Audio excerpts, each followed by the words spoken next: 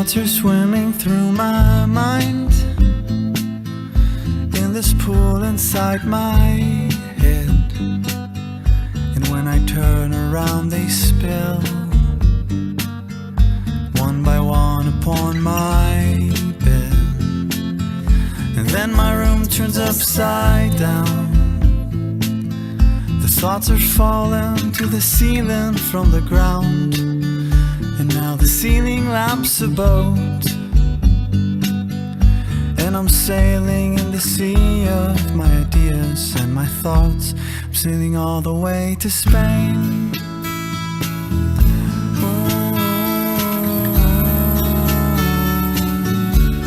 Sailing all the way to Spain.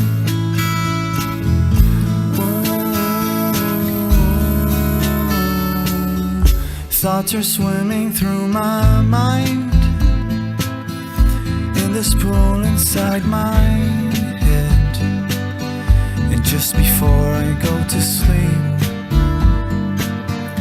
they're waiting in my bed, and then my life turns upside down. The thoughts are taking up the airspace in my lungs, and then they come out as a song.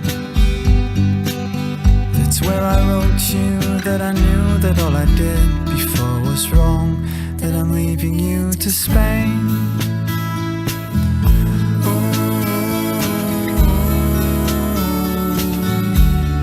I'm leaving you to Spain.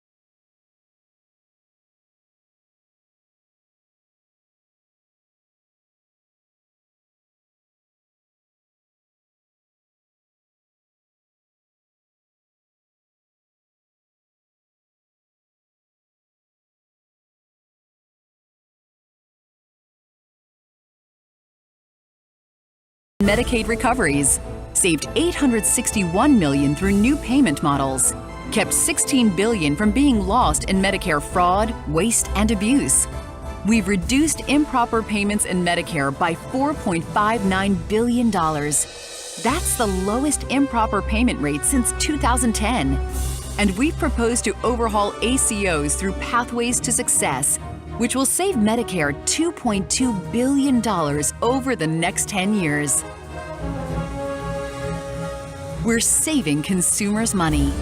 Premiums are down 2% on healthcare.gov, the first ever decline. We're putting patients first.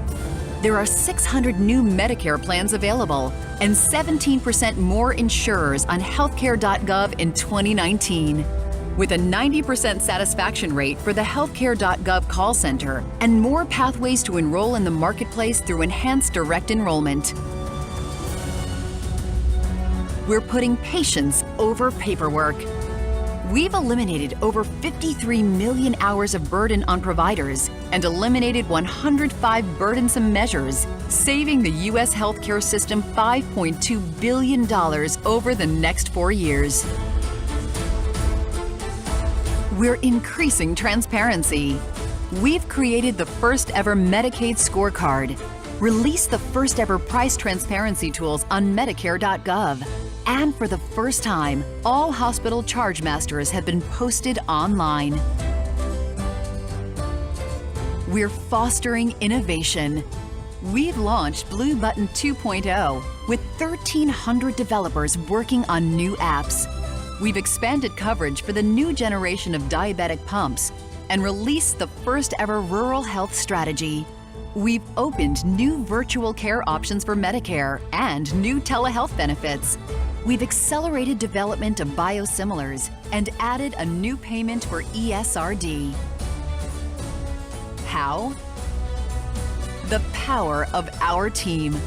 96.6% of CMS employees are willing to put in extra effort to get the job done. We've done a lot over the last 2 years, and we're just getting started. To learn more, go to cms.gov. CMS, we're working for you. Good morning, everyone. My name is Precious McCowan. In 2009, I was diagnosed with end-stage renal disease. In 2010, I received both a kidney and pancreas transplant. Unfortunately, both organs only last for 7 months. So for the past 9 years, I have been on in-center hemodialysis. The beginning of my end-stage renal disease journey was very challenging, but I decided that I would not let kidney disease defeat me. I took charge of my health and are now relisted for a second kidney transplant. But this was not possible without dedicated and committed healthcare professionals like you all here at Quality Conference. With the extended support of my healthcare team and my fellow end-stage renal disease patient subject matter experts, I am now thriving on dialysis. Thank you. Millions around the country are affected by a chronic condition. Healthcare community, we have a job to do. As patients, we depend on you to better the healthcare system, to make it more efficient, to make it more cost-effective, and to make it more patient-centered. I am here and willing to sit with you and work with you to achieve the goal. In addition to our charge here at Quality Conference, I want to welcome all 3,500 of you to the 2019 CMS Quality Conference. Let's work.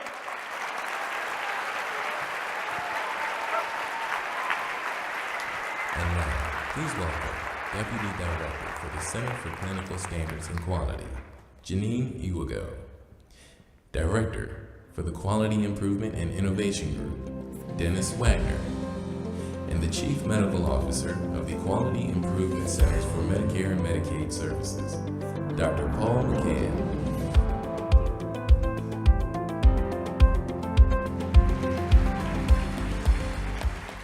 Good morning, everyone. Thank you guys, all of you, for joining us at the CMS Quality Conference.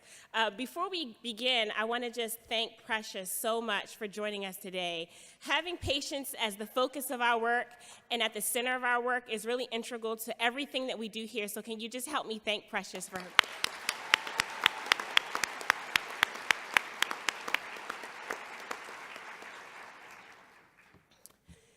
This is a picture of me in 2004.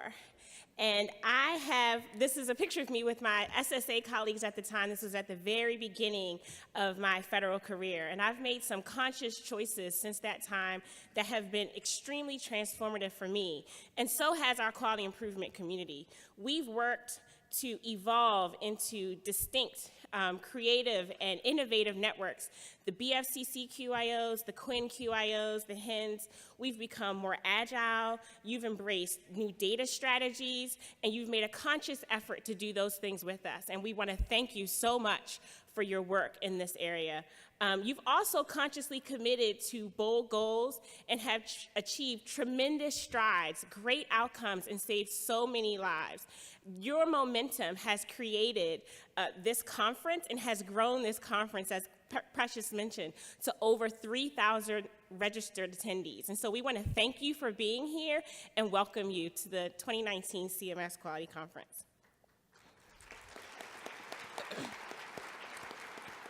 So while you're here, please have fun. We are at work, but we want to make sure that you connect with your partners, and that includes both the partners that you came here to meet, the people that you said, I'll see you at Quality Conference, and then all the people who you don't know. I want you to go out, meet somebody you didn't know, and also attend a session about something that you know nothing about. You will have wasted the 3 days if you only do the things that are in your zone that you're already knowledgeable about. Spread out, go into uncharted territory, and learn something that you didn't know before you came.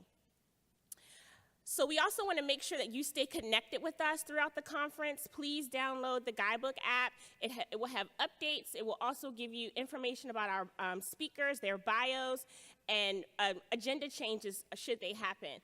Please stay connected with us on Twitter. Follow us and use the CMS Quality Conference hashtag as you tweet about your experience here at the conference. We have a lot of work to do together. We've done tremendous work already, and we want to make sure that we stay committed to this push in quality improvement, that we renew commitments, that we connect around our united purpose, and that we nurture our resilience. And lastly, I want to make sure that you guys have fun. That really is important. There are a lot of people here, a lot of great minds, a lot of experts, and a lot of innovative ideas that we can spread. So thank you and welcome to the CMS Quality Conference.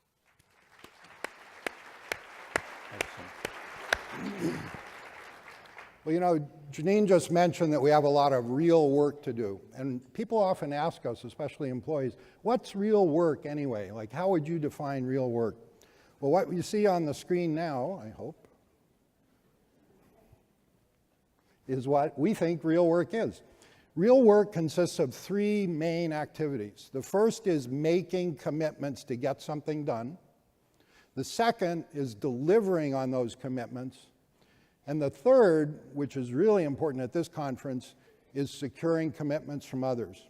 So we have 3 requests for you for these 3 days.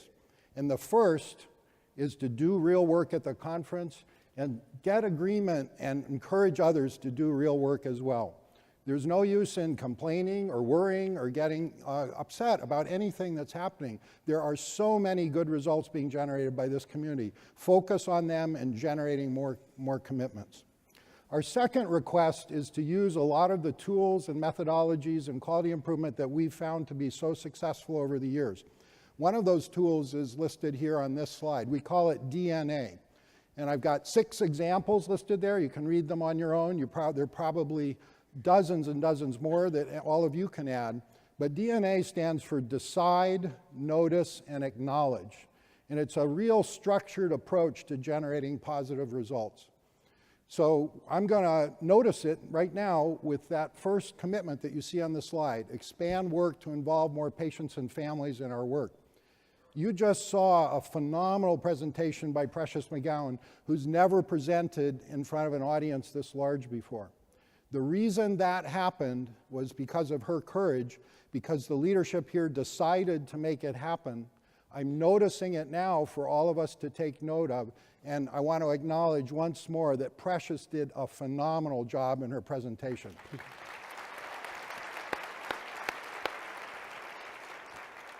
So that's DNA with an example, and this is how it works. Decide what you want to see more of, notice around you when it shows up, and acknowledge people for their hard work in making things happen. If you conduct yourselves that way the next 3 days, it will make all the difference in the world. And now, Dennis, I think you have our final request and thanks. All right, very good. So as Dr. McGann said, I do have several requests for you as we gear up for this quality conference. But before I get into that, I want to, first of all, thank you. The people in this room do an extraordinary amount of hard work to transform and improve the nation's healthcare system, and I want to acknowledge and thank you for that hard work. I also want to thank you for your unrelenting focus on the priorities of CMS. Last year at this conference, we asked you to align with the new priorities, meaningful measures, burden reduction, the opioid crisis, accelerating the transition from fee-for-service to value, and you've come through. We see that in all of the work that we do in partnership with you, that you do in partnership with each other, and with the frontline caregiver organizations that all of us are committed to supporting. This is a contractor community and a cooperative agreement partnership community that it competes routinely for contracts, and that's good. That's good for all of us. It makes us more efficient, and it drives down prices. It helps us to do more with less, and that's a wonderful thing. But I think the other thing that's equally or perhaps even more important is that this is a community that knows how to team with each other and with CMS, and I want to thank you for doing that. Going into the future, we need more than ever cost-effective approaches to doing our work and to supporting large numbers of providers. You're doing that now. We're going to be calling on you to do even more of that as we go through the competitive process to establish the QIO 12 scope of work. You are generating national results. I've been in 3 sessions already this morning where we're celebrating the improvements that you've generated in nursing homes, in hospitals, in clinical practices, and in communities. And you're going to hear more about some of those extraordinary results as the morning goes on, and you're going to hear it directly from CMS senior leadership. Now, I'm taking a page here from the book of Jean Moody-Williams, one of my 4 bosses, and Jeneen Iwugo, one of my other 4 bosses. They say it's important, you know, Dennis, you're immersed in the work, but you've got to be personal. You've got to put yourself out there a little bit more personally, right? So some of you may recall that last year I shared with you an extraordinary journey, a pilgrimage that myself, my wife, and our 3 kids went on called the Camino de Santiago, a pilgrimage from France all the way across Spain, ending up at the Cathedral of St. James at Santiago de Compostela. It was amazing for our family. It was one of the most important things that's ever happened in the journey of our family. 34 days, 799 kilometers, which is about 500 miles. You go every day, rain or shine, wind, you name it. You carry your pack on your back, and we made it together, and it was amazing. So amazing, in fact, that my wife and I decided to go back last summer because we learned while we were there that, yes, there's the Camino de Santiago that was established by King Charlemagne in about 880, but there actually was an earlier Camino that was conducted by King Alfonso II of Spain from his residence in Oviedo, Spain, through the mountains, so much more mountainous, much more remote route, that also terminates at the Cathedral of St. James in Santiago de Compostela. My wife and I went on the second pilgrimage. It was great. Our kids weren't there. It was more mountainous. It was a lot of up and down, more blisters. You may remember the blisters I mentioned last year. Lots of PDSAs on blisters, right? Another marriage encounter. All these really good things, right? I don't know how many of you have spent 34 days in a row with your wife 24/7. Like, that's a marriage encounter. There's no question about it. But as we were on about day 11 of the journey of the Camino Primitivo, the first Camino, I started to say things like, geez, you know, it's just not the same as the last one. You know, our kids aren't here. It's not as hard. We're going to reach our destination just in like 2 or 3 more days. And I was kind of lamenting about the difference between this one and the earlier one. And my wife said, Dennis, most people, most families go on backpacking trips over a long weekend. This is 14 days through the mountains, up and down, right? Like, this is an extraordinary journey. You need to savor it. You need to recognize that we're doing this together, and it's a wonderful experience. And it was through that dialogue with my wife that I learned something important. I'd heard it before, and I'd even said it in speeches, but I don't think I really internalized it. And it's the title of this slide. The idea is that in life, the more we do, the more we can do. And I think in some ways, the modern world sort of teaches us the opposite. It's sort of, you have this constant barrage of requests and offers and commitments and things that you need to do, and we're all swirling in this sort of pace of work and outcome and results and teaming. And I think we lose sight of the fact that we're getting better and better and better at what we're doing. So all of a sudden, for me and my wife, a 14-day journey was no big thing because we'd done a 34-day journey before. But this is also true of our work on quality improvement. And we're going to be calling on you, challenging you to do it faster, to do it better, with greater efficiencies, to be more patient-centered, greater accountability, more teaming, and more national results. So that's at the heart of the request that I'm making to you, to do these things. And to do these things as part of the competitive process that we're entering into with the QIO 12 scope of work. My final request is really all about being. You know, I used to think that the most important thing was the outcome, the result, the destination. And I still believe it's in the top three, no question in my mind, right? But I think the other thing I've learned is that the journey and how we choose to be matters at least as much and maybe even more than the other thing.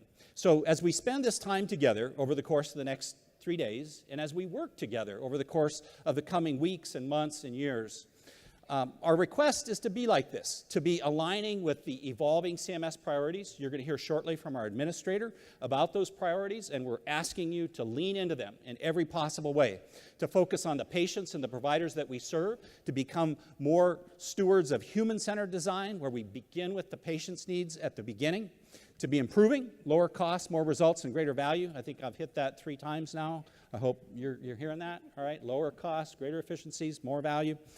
Cultivating resilience, and as Jeneen said at the beginning, teaming with each other and establishing new and more productive and synergistic partnerships. It's by working together that we're really going to get the results that we're after.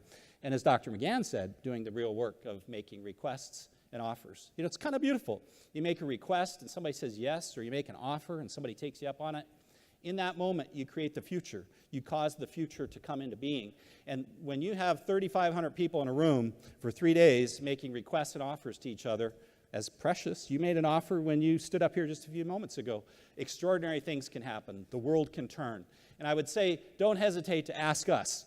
We're open to your offers, and we're more than happy to respond, maybe with a counter offer, maybe with a counter request, or maybe with a yes, right? So let's get in that spirit. Let's do it that way.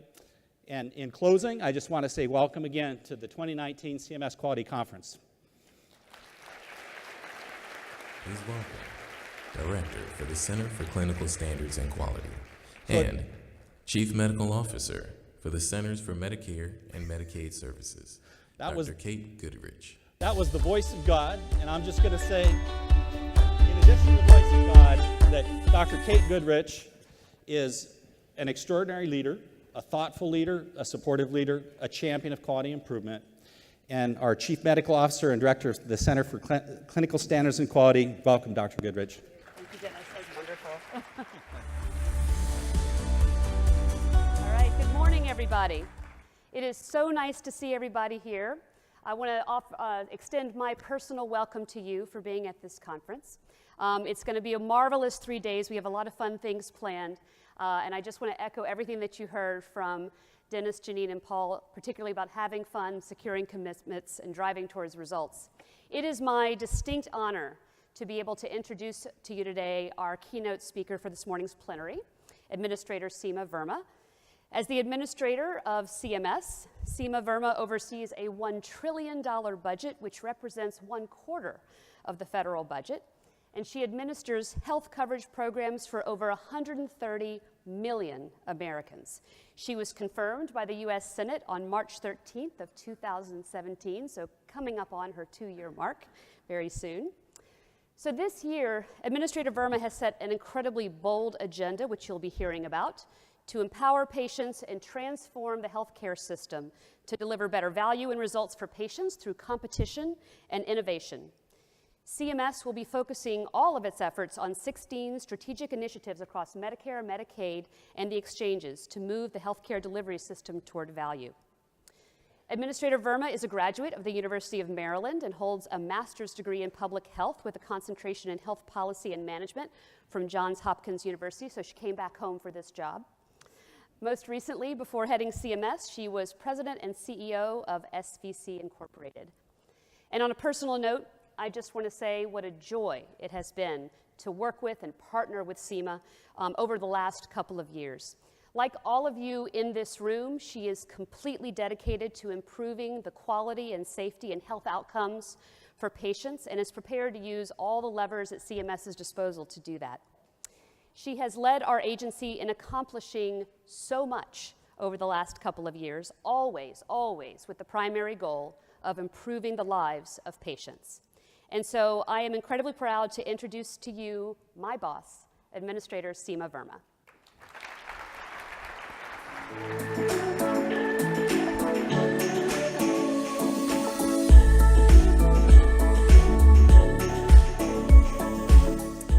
Thank you, Kate, and welcome everyone to the CMS Quality Conference. Today we are excited to share many initiatives that CMS is working on, and I hope everybody drank some coffee because it is a long list.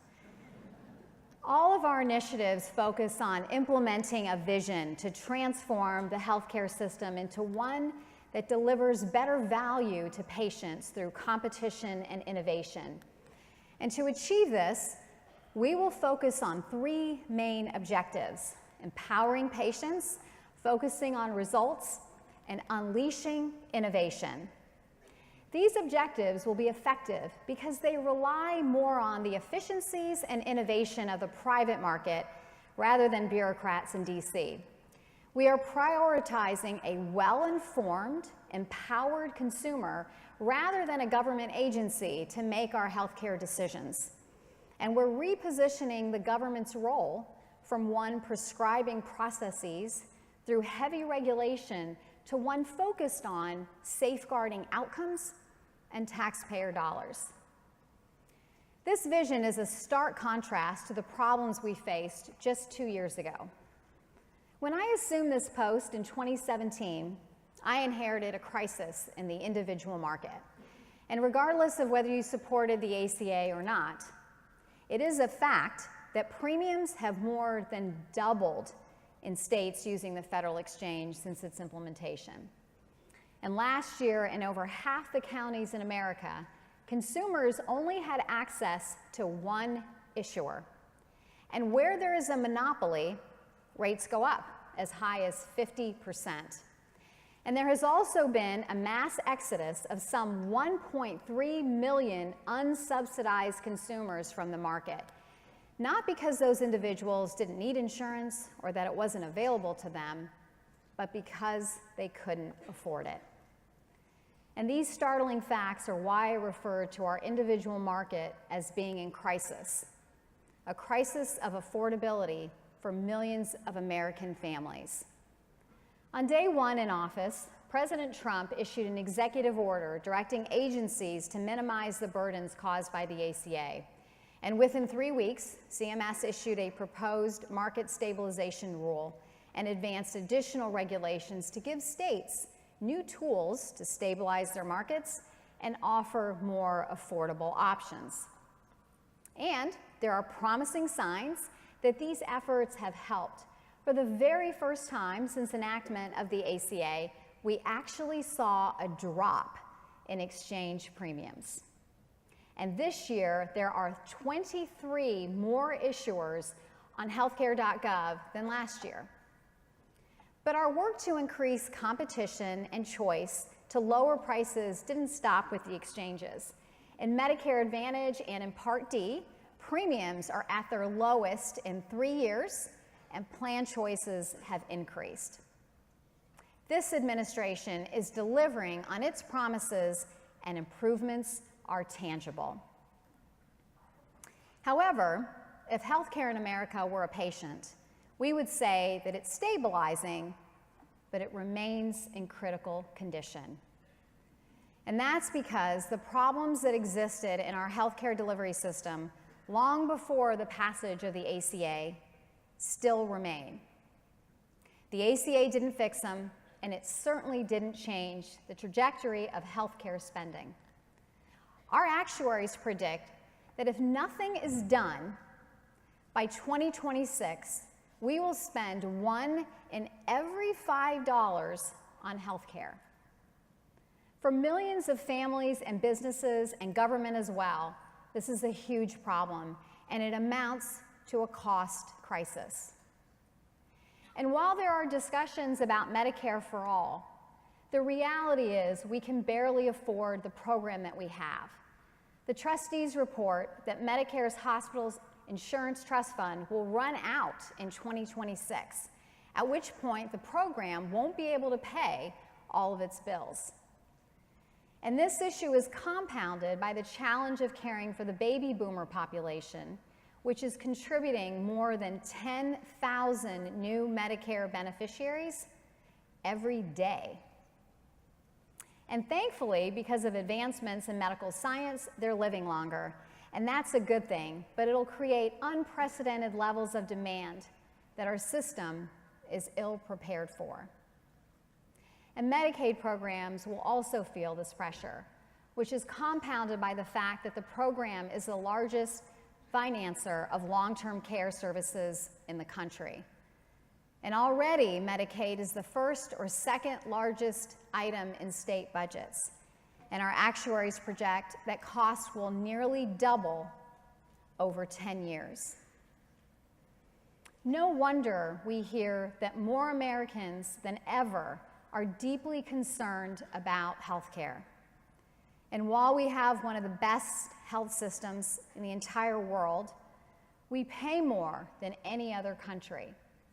Healthcare utilization rates are largely similar between the United States and other high-income countries, but prices are much higher in America. And despite ever-increasing spending, we have more avoidable hospital admissions than any other developed country, and our quality outcomes are weak. We also see a growing prevalence of chronic disease and poor health across our country. 17% of Medicare beneficiaries have 6 or more chronic conditions, and spending on that group alone is more than half of fee-for-service Medicare spending. Much of what ails our system can be attributed to the underlying flaws in reimbursement. The current financing structure treats episodes of sickness rather than promoting a lifetime of health. And it doesn't reward providers who deliver high-quality care and positive results.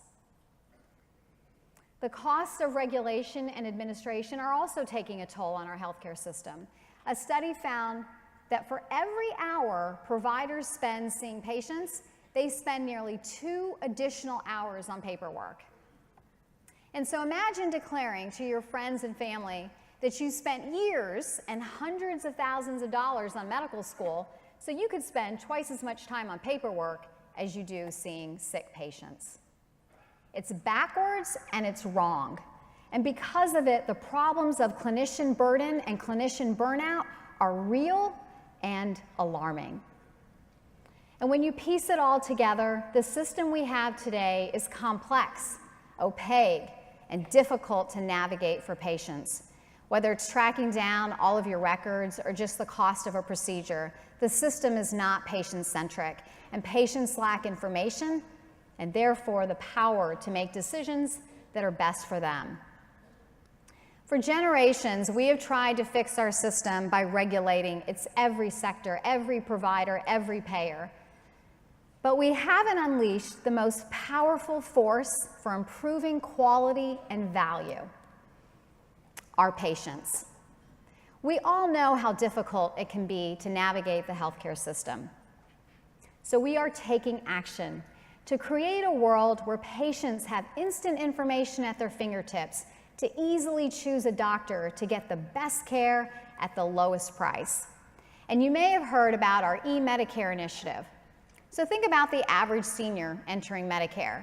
They They still may be calling their grandchildren for IT advice, but you can bet that they use social media and they have a cell phone. It might be a flip phone, but it is a cell phone. E-Medicare gives them new online tools, including secure access to their claims information, because our goal is to provide a seamless online healthcare customer experience. And yesterday, we launched our first mobile app, which quickly shows whether Medicare covers a specific medical product or service. And over the next year, as part of eMedicare, you will see a new mobile comparison tool that allows beneficiaries to compare quality ratings across all types of care settings instead of having to look across 10 different sites that exist today. And also critical to patient empowerment is our price transparency initiative. A key reason healthcare costs continue to skyrocket is the fact that healthcare prices are largely hidden from patients. Simply put, hidden pricing means healthcare providers don't have to compete on price. We demand to know the cost of virtually everything that we buy. So why shouldn't we demand price transparency from the healthcare system? This has been talked about for years, but we are finally taking action because transparency creates competition, and competition keeps prices down because patients can shop. And starting this year, CMS now requires hospitals to post their standard price information online in a format that can be electronically accessed and where people can actually find it. Now, we recognize that this information doesn't usually reflect the negotiated price that a person may pay, but there's no reason that hospitals have to wait on the government. They can go above and beyond this basic requirement, as many already have, and they should be applauded. Hopefully, they are seeing that providing patients pricing information is a marketing opportunity, not a competitive disadvantage. And either way, you can count on CMS taking steps this year to further transparency. And in the meantime, if you can't find the price of a procedure at your local hospital on their website, I want to know about it. You can tweet at me with the hashtag, "Where's the price?" But price is only part of this equation. It is also critical that we have a meaningful way to measure and understand healthcare quality. Once patients are able to assess both cost and quality, providers will have to compete and improve efficiency in order to stay in business. And this leads me to our second objective, focusing on results. In order to focus on results, we have to define what results that we want to achieve. And I can tell you that creating hundreds of measures which evaluate processes, not outcomes, which create complex reporting requirements that drive up cost, is not the way. Those are not the results we want. It's not helpful to patients, and it's not helpful to providers. Now, let me be clear. Quality metrics are important, and they can be quite powerful in pushing change. In case in point, today I am pleased to announce the latest patient safety data, which shows a continued significant reduction in the amount of harm experienced in hospitals. From 2014 to 2017, we have seen a 13% reduction in the number of hospital-acquired conditions across the nation. And this translates to preventing over 20,000 deaths from hospital harm and a savings of $7.7 billion to the healthcare system. That's incredible.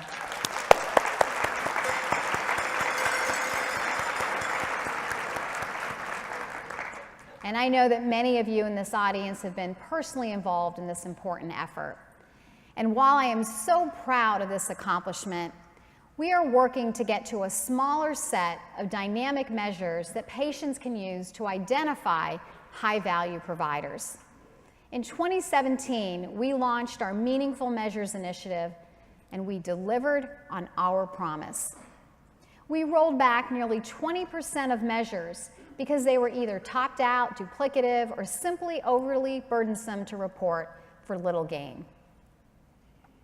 But our work isn't done. CMS is developing the next generation of measures First, measures must be patient-focused and easy to understand so consumers can use them to pick high-quality providers.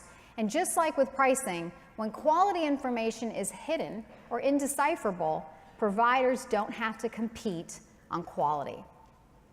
And if we expect to harness competition to lower costs and improve quality, patients need meaningful and actionable information. And second, these measures need to focus on outcomes over process. And for those measures that we deem essential, we must align them across all of our programs. And third, there must be a simplified process for electronic submission so providers and physicians are not weighed down with extra paperwork. In an ideal world, we would be able to evaluate quality without providers taking any extra effort. And so we're focusing on electronic, registry, and claims-based measures going forward. But focusing on results is not just for providers, but also for health plans, states, and all of our contractors. Last year, we published our first ever Medicaid and CHIP scorecard. The scorecard is based on the premise that taxpayers and beneficiaries deserve to know the performance and results their Medicaid programs are achieving.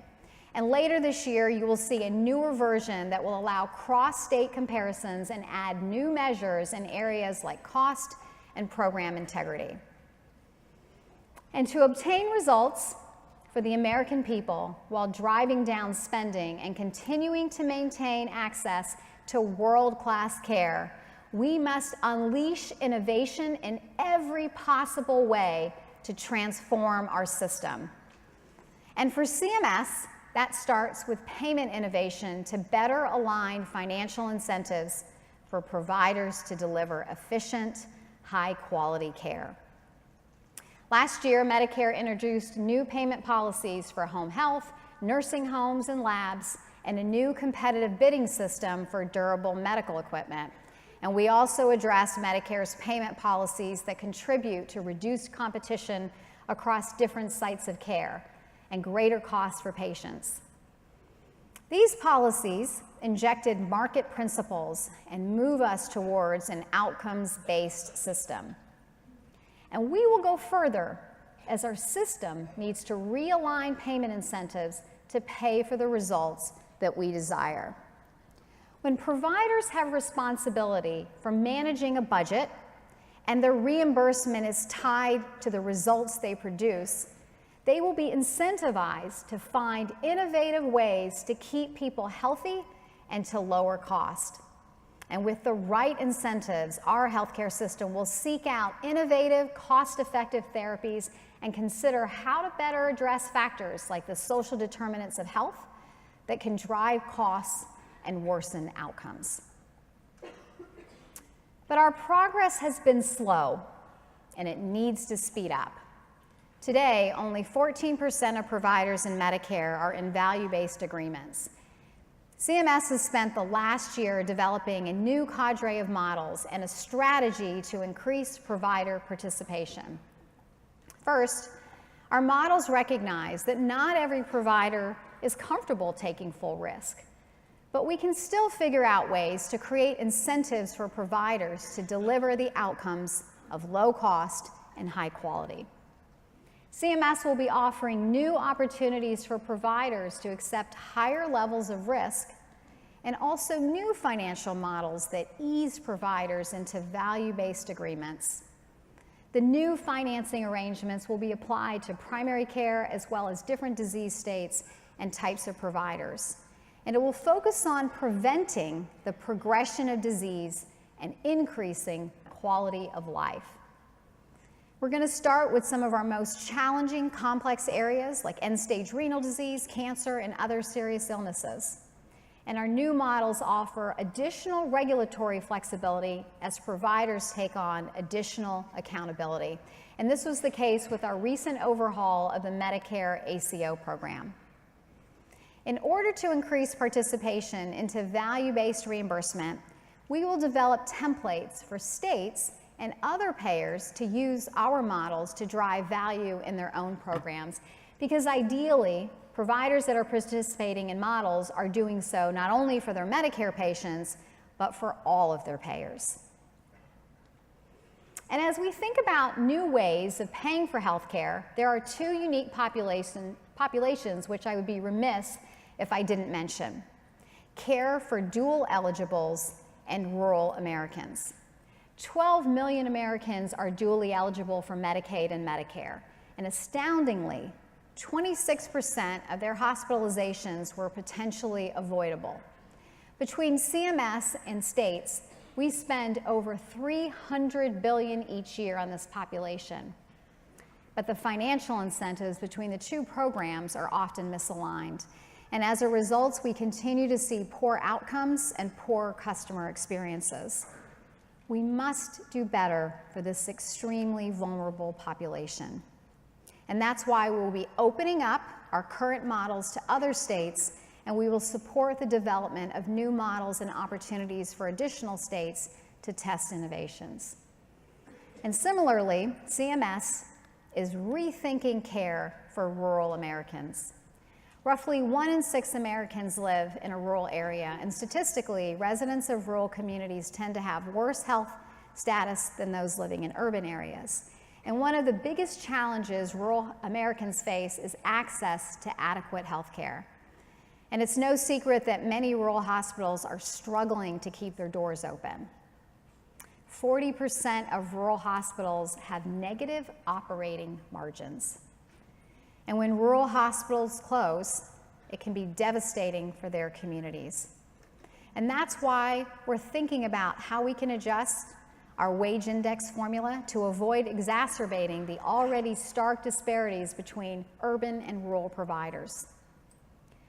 But the problem won't be solved with more money. In the advent of new technology that improves access like telehealth, we are thinking about how healthcare can be delivered more efficiently in these areas. We're exploring a new rural demonstration that will assist local communities in designing a better system of care while improving access, quality, and sustainability through more value-based payment design. But while CMS is advancing innovation on many fronts, we must make sure that the agency is not a barrier to innovation. Rules and regulations, even though well-intended, can be the greatest obstacle to patient care and innovation. The American Hospital Association has found that providers spend nearly $39 billion a year solely on the administrative actions related to regulatory compliance. And just for a frame of reference, that's about how much the federal government spent on premium tax credits for the whole country in 2017. So as part of our Patients Over Paperwork initiative, we received over 3,000 comments and over 2,000 healthcare professionals attended our listening sessions. And CMS is delivering results. We've addressed nearly 60% of the suggestions, and through regulation changes alone, providers have already saved nearly $5.2 billion and 53 million hours through 2021. And this included our major effort to address the system for physician documentation, which hadn't been updated in 20 years. But our work isn't done, so look out for another burden reduction RFI this year as we build on our recent success. And we know how critical it is that CMS staff have a true understanding of the daily experiences of patients and providers. And so we've been getting out our staff out of the office and into the field to witness firsthand the administrative tasks that providers have to complete during to take care of our requirements. And our team is starting to think entirely differently about regulation and trying to avoid complexity as we develop new regulations. And we're also working on changes to our Stark regulations so we can remove barriers that get in the way of providers moving into value-based agreements while continuing to protect patients. CMS maintains health and safety standards for every healthcare facility in the nation. And we partner with state agencies and accrediting organizations who are responsible for ensuring that all facilities are meeting the minimum health and safety standards. we're taking a hard look at how we oversee these entities to make sure that they are accountable, consistent, and effective in serving this vital public trust role. Our regulations are critical to ensure safe, high-quality patient care, but over time, they have become too prescriptive. And to address this problem, we made proposals last year to streamline our requirements across settings, reduce duplication, and focus on outcomes, not process. And you can expect more of these kinds of proposals later this year. And as we roll back unnecessary or overly burdensome regulations, we know that there remains an important regulatory role to reduce waste, fraud, and abuse. Now, I've noticed that advocates of Medicare for All have cited the low administrative costs of this important program. But that's not something to brag about. The reality is that the old-fashioned way of approaching program integrity has allowed us to review less than 0.2% of the over 1 billion claims that Medicare processes every year. And as we move towards innovative payment models, we need to adopt a modern, smarter program integrity strategy. And that's why we're looking at how we can use advanced data analytics and artificial intelligence and other new tools to help us review more claims and address high fraud areas. And technology can not only help us in preventing fraud and abuse, it can also bring greater efficiency and higher quality to healthcare. CMS is modernizing our policies to support, not thwart, technology innovation. For the very first time, Medicare is paying for virtual check-ins, meaning that patients can connect with their doctors by phone or video chat, similar to how telehealth works. And we're currently taking a top-to-bottom review of CMS processes for paying for new technologies to identify opportunities for improvements. Today's beneficiaries deserve access to the latest generation of medical innovation. And while we make strides with medical innovation, health IT is mired in the previous century. Many of you have heard me tell the story of my husband's cardiac event and how we didn't get access to his complete digital healthcare record when we left the hospital. And I know that my experience isn't unique and that this is happening to patients every day all over the country. So we're improving the experience of every patient through a White House initiative called My Healthy Data. This initiative will ensure that patients have access to all of their records, that their health record is created at birth, travels with them seamlessly throughout their lives, and through every encounter with the healthcare delivery system, aggregating data from every source and creating a truly complete medical record. Last year, we overhauled the Meaningful Use program so that it focuses on promoting interoperability. We're essentially allowing medical records to be transferred seamlessly through the healthcare system. And for the very first time, hospitals trying to avoid penalties and doctors looking for incentive payments have to meet standards for privacy and security. Use the new edition of electronic health records that allow data to be shared electronically with their patients and ensure that they are communicating seamlessly with other providers about their patients' care. And the fax machine does not count.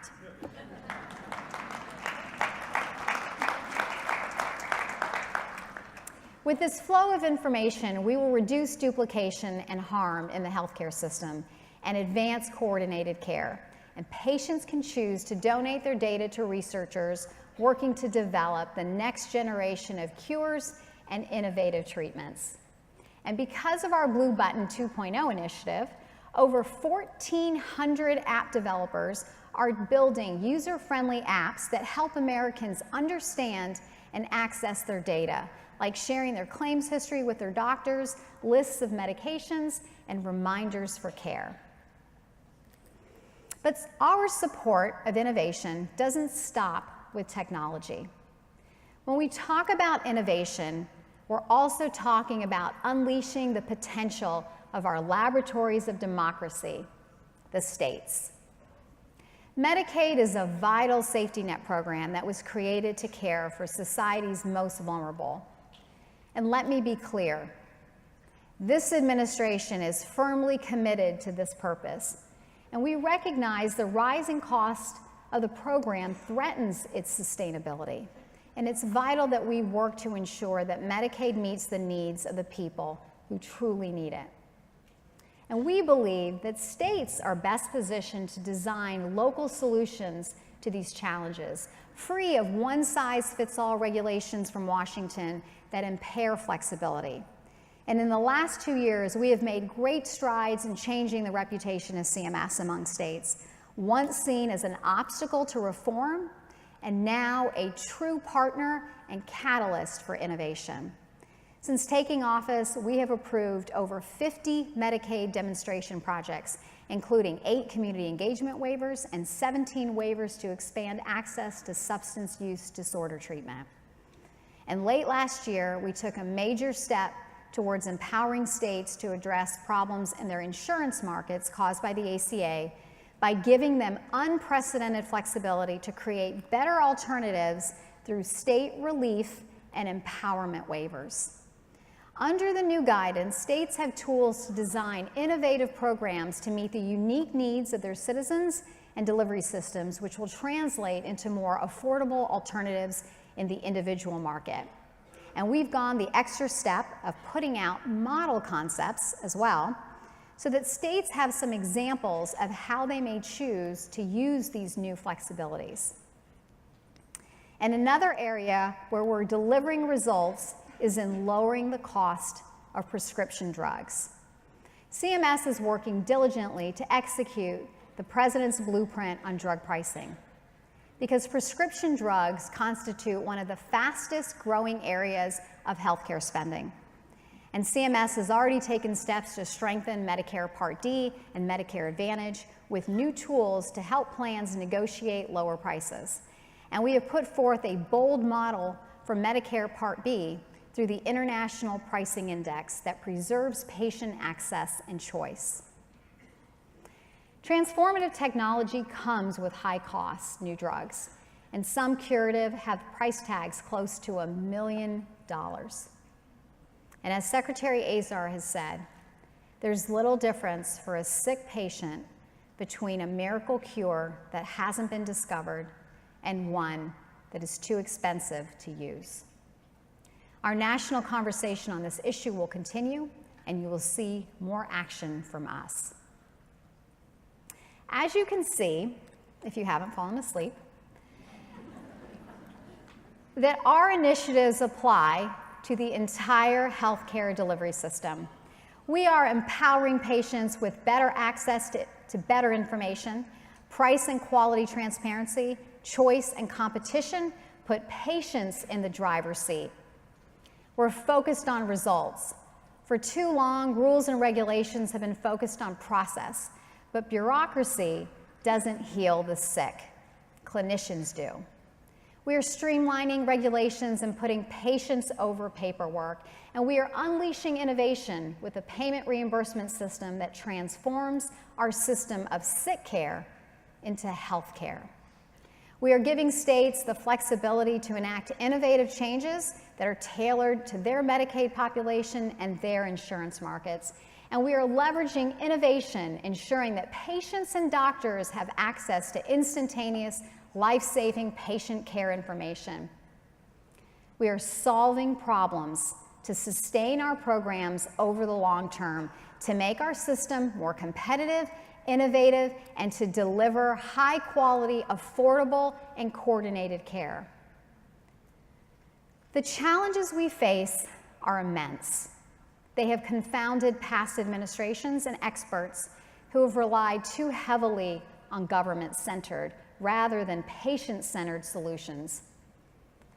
And we can't accept the status quo, because if we do, the best healthcare in the world will be undermined by an unsustainable, expensive delivery system.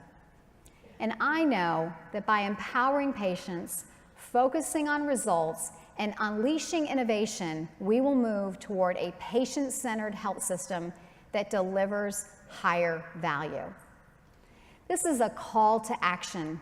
It is incumbent upon every American to take control of their health care, to seek out high-value care from providers who are competing for their business, to demand their health care information, and to make decisions that will lead to better, healthier lives.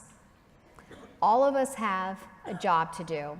So let's join together in common cause to fix what ails the system, to improve the care that touches every American life for generations yet to come. Thank you.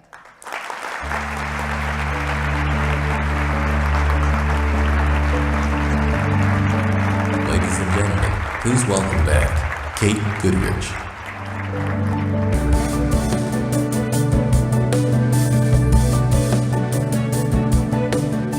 Good morning again. It's me again. So thank you, Seema. Wonderful, wonderful speech. And I want to pick up on a number of the themes that Seema just talked about. And I'm particularly excited to be able to talk a little bit about some of the results that all of you have generated over this last year. First, though, I want you to give yourselves a round of applause for those patient safety results on reducing hospital-acquired conditions that the administrator just announced. Thank you so much for all your work. All right. So I want to highlight just a few results that have come in over the last year that you all have generated. This is just going to touch on a few. There are so many. We'll be talking about them throughout the conference. But I want to start with our Quality Improvement Network, some of the wins that you all have achieved over this last year. Starting with the work that the Nursing Home Collaborative has done, where we have seen about 7,300 nursing homes have achieved a quality score of 6 or less. Lower's better in this case. And that impacts over 600,000 nursing home residents. So job well done. That is one of our most critical populations at CMS for both the Medicare and Medicaid populations. So thank you for that. Cowbell, always a cowbell. I want to talk a little bit about the results that you've achieved for both readmissions and for admissions. So for readmissions, the work that you all have done in the communities that you have recruited has resulted in 77,830 fewer readmissions, which translates into $1 billion of Medicare spending saved. And for admissions, we have seen a reduction of 444,478 admissions avoided over that time as well, which translates to $5.1 billion in savings. So again, I want to congratulate you all for that work. Moving on to, well, again, on nursing homes, I think another effort that you all have been focused on that we've actually been using a number of our levers on is to reduce the amount of inappropriate antipsychotic use within nursing homes. And we've seen some really significant reductions over the past few years. And so thank you for your work on that. For our beneficiary and family-centered care QIOs, your work has significantly improved the lives of Medicare beneficiaries, and we have seen an increase in the number of case and claim reviews over the last few years, over the 11th statement of work. We've seen an increase to over 1 million case reviews, and we are projecting that over the 12th statement of work that this will reach 1.25 million case reviews. Huge volume, critically important body of work. To our ESRD networks here in the audience, we have seen an increase in the number of kidney transplants since 2017. We've also seen a reduction in the number of involuntary discharges from dialysis facilities.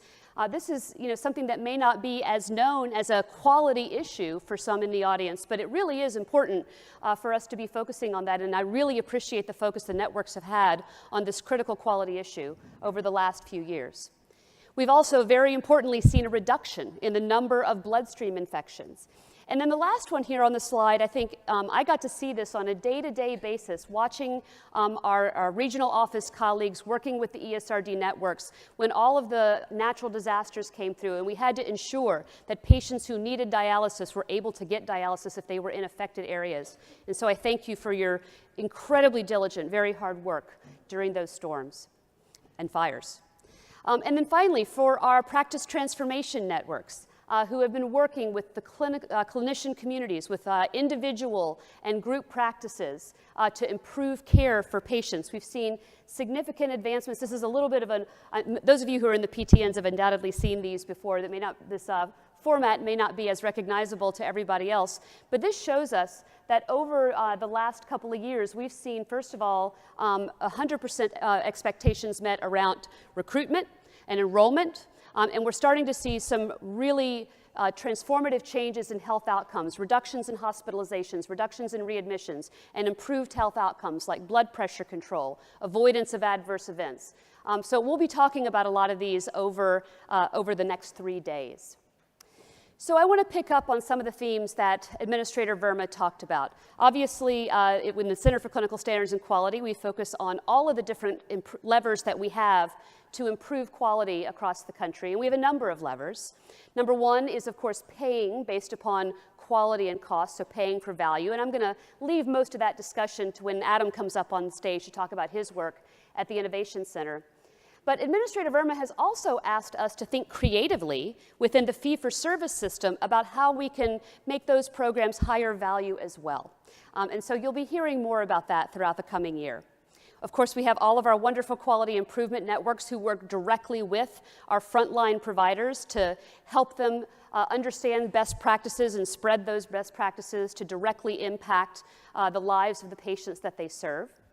We issue health and safety regulations. These are the minimum health and safety standards that all facility types across the country must meet in order to get paid by Medicare and Medicaid. And then we enforce those standards working with our partners in the states, in the regional offices, and the accrediting organizations. And we're working hard to ensure that the way in which we go about that enforcement is consistent and is rigorous.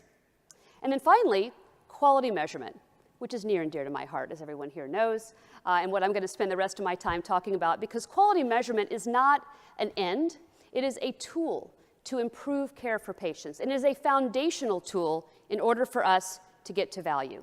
So I'm going to spend a little bit of time talking about that. So when we think about what our vision is for holding providers accountable for value, for quality and cost, we have a number of ways that we think about that. Number one, in order to get to the right measures, we must engage patients, patient organizations, but patients and families themselves, as well as the frontline providers who are actually seeing those patients. And so we involve patients, caregivers, and clinicians in our measure development work. We need to strengthen and facilitate interoperability, not just interoperability of or exchange of health information from the provider to the patient, but actually also exchange of quality and performance information as well. So I'll speak a little bit about that. We need to optimize public reporting. Transparency and reporting of performance data is a critical lever not only to improve quality, but very importantly to be able to give patients choice in their providers that they are seeking. As Administrator Verma mentioned, we must align our measures across our programs because we need to focus the quality signal on the areas that are most important and the most in need of improvement. And it's not just about aligning the actual measures themselves. We need to align and focus our programs as well. So again, we are focusing the quality signal and trying to remove the noise from the system. And so that's work that we've been doing over the last year, but you'll see accelerated over the coming year or two. And so in service of everything that I just mentioned, of everything that we're trying to do, in 2017, we launched the Meaningful Measures Initiative. And I think most of you in the room have heard about this. You've actually given us input and feedback on the Meaningful Measures Initiative. And what we were trying to achieve is, of course, number one, improving health outcomes for patients. But we also understood that when you're a clinician in practice and you have contracts with 5 different payers, you're seeing Medicaid patients, Medicare fee-for-service patients, Medicare Advantage patients, and if you're being asked to report on different measures for all of those different payers, it's impossible to focus on 42 different things to improve, right? So we really need to work together to align reporting and reduce the actual burden of the act of collecting data and reporting. And then I think importantly for all of this is to ensure that what we're focusing on is what is truly most important for patients and for the clinicians that provide care to those patients. And so we had a number of things we wanted to focus on with Meaningful Measures, a number of objectives. I'm not going to go over all these, but I want to highlight for you Some of the ones that I think are most important. First of all, addressing the highest impact areas that safeguard public health. We're really focused on the opioid epidemic, ensuring we get to the right measures that are related to adverse events, that are related to appropriate prescribing, et cetera. And related to that, and this is critical and not always obvious, we need to be sure that we are focused on areas that need improvement, where there is clear variation in performance. We don't need to be focusing on the areas that we've actually already had success on and everybody is doing really well. So we really need to focus on those areas where there's variation. We need to, again, focus on reducing the burden of collecting data, reporting the quality measures. And then, of course, most importantly is, again, focusing on the areas that are most critical to patients, that are patient-centric. And I'm going to speak a little bit about those kinds of measures. And so we have basically 3 buckets of work, if you will, related to meaningful measures. Number 1, we did a lot of this last year. We needed to remove low-value measures. Low-value measures are either ones that clearly are not leading to better outcomes, or they're ones where, again, we've sort of said, hey, we've achieved success. Everybody is performing really well 100% of the time on this particular thing. And so maybe we don't need to focus on that anymore. We need to redirect our efforts to the areas where there's still room for improvement. We need to, though, develop and implement measures that fill critical gaps. So I always say, you guys have heard me say this before, we both have too many measures and we don't have enough measures because we don't always have the right measures, right? And so we need to really focus on filling what are some really critical gaps in measurement and really have only high-value measures. And then finally, getting to that issue of burden, which is not just, and I would argue not even mostly, about the number of measures, though that's important for sure, but it's about the act of actually collecting the data, the workflow challenges that can sometimes present, and the act of submitting the measures to CMS or to another payer. So really it's getting into the weeds of working with health IT organizations, registries, with frontline clinicians so that we can understand the workflow challenges in order to reduce that burden. And so what have we done so far? It's been an active couple of years. So first of all, the last year, through our payment rules, we removed a total of 79 measures. It's almost 20% of our measure portfolio. And we were really diligent in how we went about selecting what we wanted to remove. It was based upon feedback that we'd heard, as well as what we knew about the performance of those measures. In MIPS alone, we removed 26 measures that were completely topped out, 99 to 100% performance by virtually all clinicians that were reporting on the measures. And we added a number of new patient-reported outcome measures and appropriate use measures. You'll see more of that this year.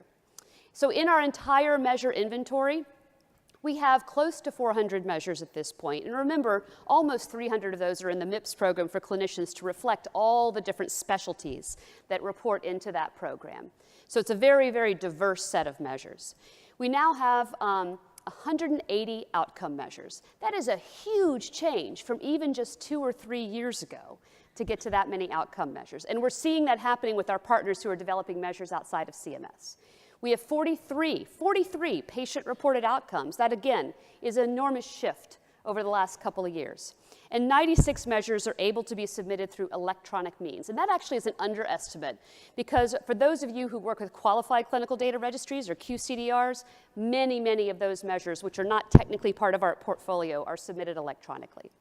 We're working hard to align measures across MIPS, the Medicare Advantage program, so the star ratings, the HEDIS measures, the star ratings, as well as the exchanges. And critically, we must continue the work, and we now have rebooted the work to align measures with other payers. So the Core Quality Measures Collaborative that was formed about 3 years ago is up and running again, hosted by the National Quality Forum, and that work is beginning again to align measures across payers. So I'm super excited about that.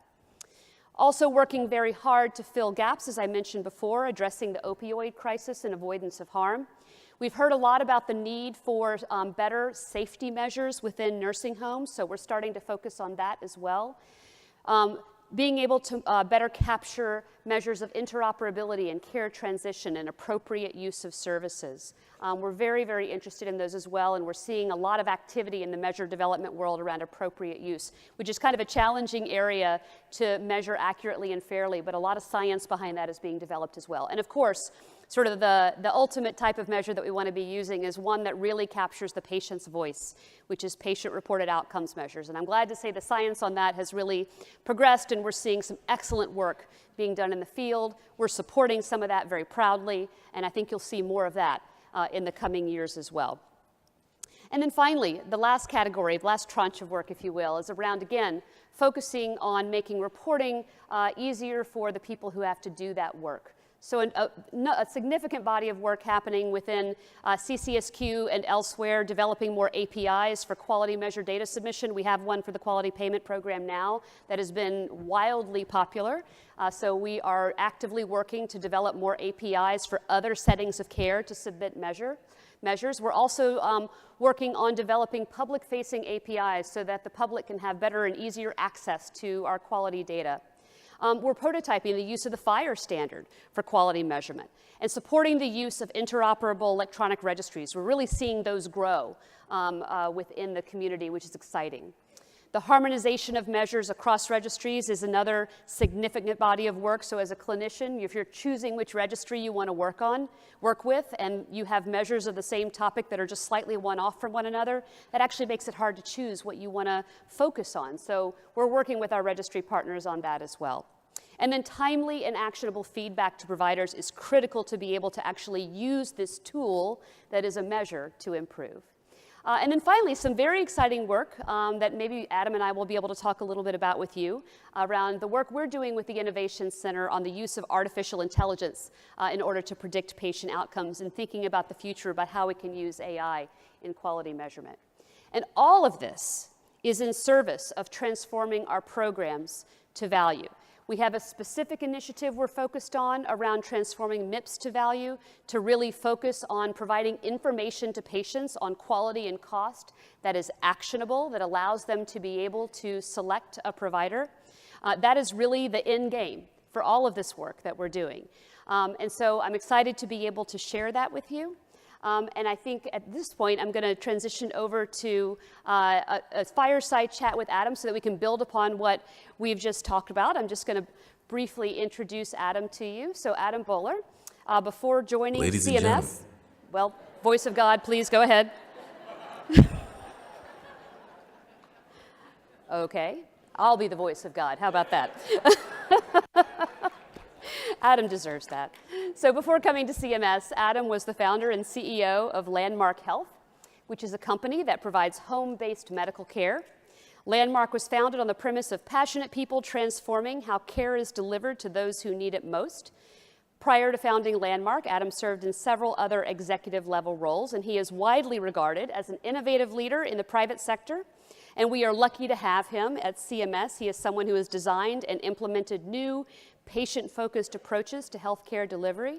I have a special connection with Adam because he lives in New Orleans, Louisiana with his wife, Shira, and their 4 children. I am from Baton Rouge, so we have a lot to talk about. So Adam, why don't you come up to the stage?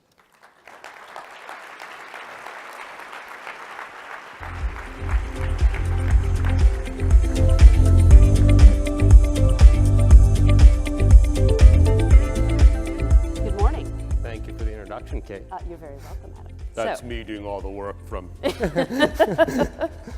All right. So let me start off by asking, you've been with the agency for almost a year now, and you know, your predecessor used to say that being at CMS for years feels like dog years. So you'll have to tell me how you feel about that after 1 year. Can you tell us a little bit about your background, how you came to this job, and how what you did before at Landmark or elsewhere informed what you're doing now at the Innovation Center? Yeah, sure, Kate. So you mentioned that I was CEO and founder of Landmark Health, and what we did is we went to health plans as a physician group and took full financial risk on very sick patients. And the way we made money was instead of billing fee-for-service, because we were taking full risk, we made money by keeping patients healthy at home and reducing hospitalizations and improving quality. And so when I left, we were the largest home-based medical organization in the country. And not only did we take 30 to 40% of admissions out and reduce cost, but we greatly improved quality. And our perfect example was at 2 a.m., if we had somebody that was 94 that called us in the middle of the night and said they have flu-like symptoms, as you know, in our current system, they would call 911 and go to the hospital, be admitted, spend a few days there, maybe sent out to a nursing home and then back to the hospital and maybe die there. In our model, we sent a doc out, even though it was 2 in the morning, it was well worth the cost to do that, to sit with the patient, give them a bag, give them Tylenol, and make sure they're all right. And so that was really my experience. And a lot of the way I got to know my predecessor, Patrick, is we were working with CMMI. We had the idea that wouldn't it be great if physician organizations could do the same thing and take full financial risk in Medicare fee-for-service? Absolutely, that's great. As a clinician, that resonates greatly with me, certainly. So you have recently announced the release of some new models, the International Pricing Index model, updates to the value-based insurance design model, and then a new model to modernize the Medicare Part D prescription drug benefit. Can you tell the audience a little bit about these? Yeah, so let me lump 2 into drug pricing, and the administrator mentioned drug pricing, and I like to think we've taken a very practical approach to pricing. The International Pricing Index basically looks at a simple issue, which is that in other developed countries, oftentimes we're paying 4, 5, 6 times more. And when we introduce a model at CMMI or we do something in CMS, not always is it particularly explainable to beneficiaries. This is a model that right away when we introduced, we got a massive inflow of feedback from patients that feel very emotional about this issue. That's the one where, my mom's friends called in and said, wow, your son did something really cool here, because people feel the impact of paying 4 or 5 times. It doesn't feel right. And so that's how we approach that. The other thing we looked at is we looked at modernizing the Part D benefit, so where you get prescription drugs. And when the Part D benefit was established, there was something called the catastrophic layer. And that was meant to protect plans, whether they be MAPD plans or Part D plans, from catastrophic drug expense. Over a period of just over a decade, that amount of catastrophic insurance hasn't been updated. And so it went from a few percent of spend to 40% of spend. So what that means is Part D plans don't care that much about Part D cost, because they don't bear it, we do. And so the model really says, hey, if we're going to give folks risk, let's make the catastrophic layer an actual catastrophic layer, so let's modernize that. And what we expect is more pricing negotiation and pressure, and that's going to directly lead to lower patient out-of-pocket cost. The other model that you mentioned is the value-based insurance design model. A lot that we're doing there, and we already have a model, this is an update to it, we have a model that Congress has expanded to 50 states. And what we're doing there is we're saying, let's give plans more flexibility in a lot of areas. And let me give some examples. The administrator mentioned social determinants of health. Well, if they want to invest in things that they think are going to improve healthcare cost that are not directly related to healthcare, why can't we let them do that? I know from my business at Landmark, there were times when we had homeless people that would constantly go to the hospital, and it wasn't a medical question. And so we want to give plans the flexibility to decide if they want to invest their money there. We wanted to be able to have them expand care management programs. We wanted expanded use of telehealth in what they do. And so really what we did is we said, listen, we're going to get out of the way. They're taking risks for this population set. Our job is to protect patients and make sure quality is there. But beyond that, I don't want to put limits on places where plans invest. Yep, that's very compelling. Makes a lot of sense. So let's talk about football. You live in New Orleans. Given the outcome of the Saints game, what do you think is the most important quality improvement action the NFL could implement over the next season? I think the clear issue here is investing in behavioral health, because that referee clearly had an issue. So that's number one. Excellent. A good answer. All right. So I want to talk a little bit about models, the way you're thinking about approaching chronic kidney disease and ESRD care. And I kind of saw your reaction with our initial speaker, Precious, because she was so compelling. And I know this is an area that you feel very passionate about. So can you tell us a little bit about your thoughts there? Yeah, absolutely. And, you know, Precious, it's hard to see in the, is. The lights are on you, right? I really actually did. I have a personal connection. My aunt died in end-stage renal disease. I had a transplant, and went to the center, and so personally, it's something that I feel very close to because of my family experiences, and I think a lot of people have had that experience. And I think we're at a place right now where the state of care in the United States in kidney care needs to dramatically improve. I don't think we can stay where we are, and let me be specific. In Medicare, with Medicare patients today, about 10 to 11% of patients are dialyzed in the home in the United States. In Hong Kong, that's over 70%. And that should be a first option for folks when appropriate before center dialysis. And we're going to change that. We need to change that. Yep. Transplant, we need to increase the supply, and we need to increase the incentives to make sure that people get transplants. And we've had a lot of conversations here, and I think it's something that we've got to be holistic about. Even simple clarifications like, if you donate an organ, are you or your family members first on the list if you've given an organ? Mm-hmm. That's not always clear. And so I think there's a lot we can do, both supply-wise as well as create the right incentives. The other thing we've thought a lot about kidney disease and end-stage renal disease is, and we have a model right now called ESCO, and the model is really saying, hey, let's really take care of these patients that are in end-stage renal disease and create incentives to keep people out of the hospital and healthy at home. But in our view, that's too late. And to think about this as end-stage renal disease and chronic kidney disease over here and not connect them very clearly is the wrong way to think about it. And so we're spending a lot of time thinking, thank you, how do we connect and look at this as a continuum and say, let's identify people that don't even know they're on the CKD scale, because there's so many people in the United States. How do we take early action, take preventative action so that we avoid progression, and then if progression is there, let's go to transplant. Let's go home, and as a last resort, let's end up where we are. So we're going to change that system. Excellent. Well, we have a whole community of networks here at the conference, our ESRD networks and others who care deeply about this issue. And so we are partnering closely with the Innovation Center on this body of work, and look forward to thinking about how we can collaborate further on it. It's really just such a critical area, so thank you for that. You guys have been a great partner, and it's important as we do it that we do it the right way. Yeah, absolutely.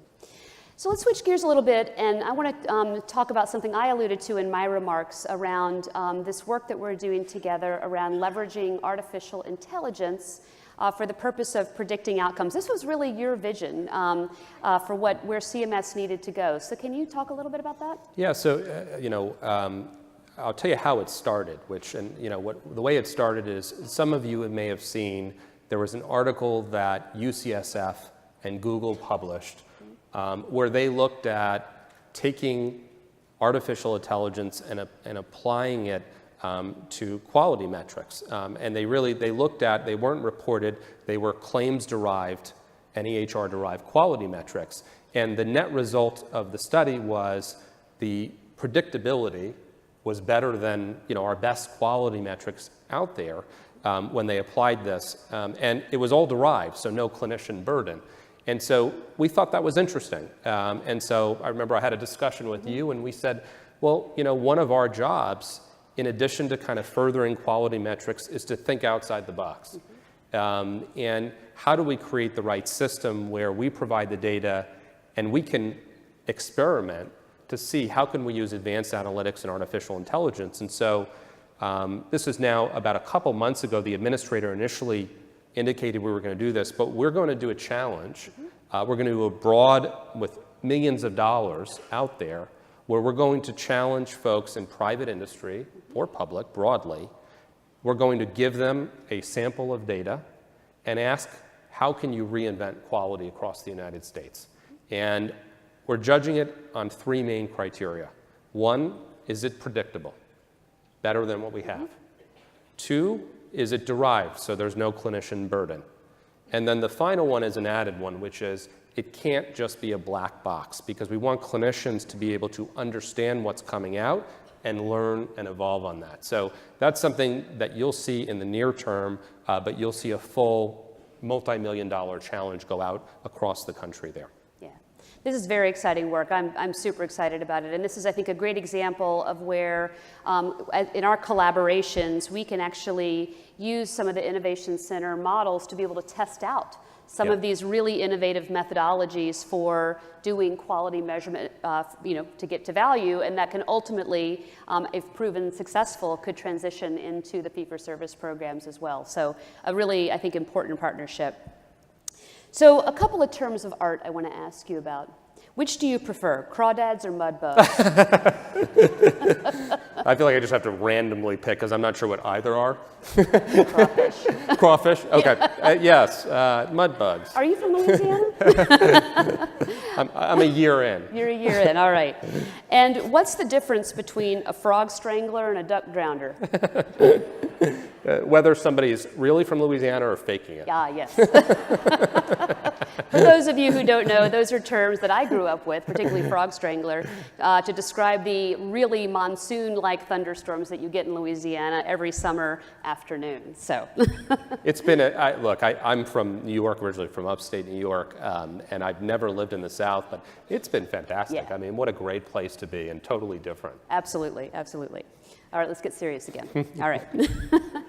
So, I want to talk a little bit about your vision around multi-payer models. So tell us a little bit about how Medicaid, Medicare Advantage, and commercial health plans play into CMMI works, and how you're planning on going forward working with the other plans. Yeah, so one of the things we've been really focused on at CMMI is engagement. And we've had a lot of listening sessions. So, anytime we build a model, we put out an RFI. We had an RFI that came out. We get a lot of feedback written. We consult experts, but we do a lot of listening sessions. And part of that is to inform the development process. But part of it is to say, this is so much more powerful if we do it together. Mm-hmm. And so even here talking about, one could be tight-lipped and say, well, look, I can't talk about, we're spending time on kiddie care. I'm not going to share that. I think that's the wrong place here. I think the right place is to actually be fairly transparent about the areas we're looking at, like kidney care, and we have been broadly, because we want to do it together with all of you. And we want to do it together with other payers. And one other area that we're looking a lot at is primary care. Mm-hmm. And again, this is something we've had a lot of listening sessions and discussions, and I will tell you what's come back repeatedly is physicians did not go to medical school to churn and burn and see a patient for 5 minutes and then go to the next and go to the next. And that's not the way to do things. And so we're going to change that. And our plan is to say we have a system that rewards volume. Let's blow that up, and let's create a system that rewards outcomes and the right things. And so what you'll see from us in primary care is you'll see a focus on taking care of patients.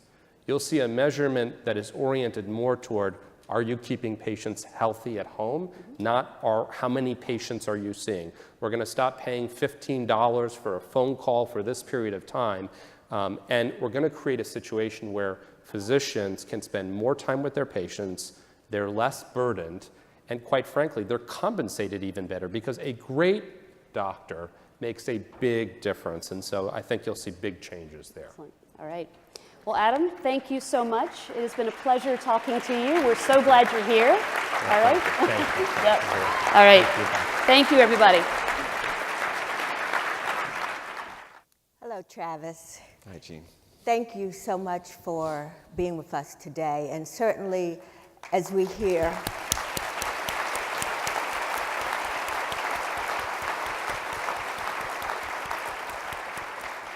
We can certainly hear that you had reached a critical point of no hope. But you also mentioned that you were going to try and make it from there. Can you tell us what happened next? What happened next was basically that I got really lucky because I did give up hope, and I gave in. And I asked Sadia, my partner, to go refill a prescription because I couldn't do it anymore, and we were both scared that I wouldn't survive. And so she did. She went and refilled the prescription, and we did this whole-mindedly and committedly. We knew what we were doing, but we thought it was our only option. But that night I did decide I would try to get one more night of real rest, and it just turns out that I was really close to the end, because when I laid down that night, I did fall asleep without the medication. And I slept for about 6 hours, which I hadn't done in a month. And when I woke up, a lot of the withdrawal had abated, and then I knew that I could survive the rest of it. So I made it out.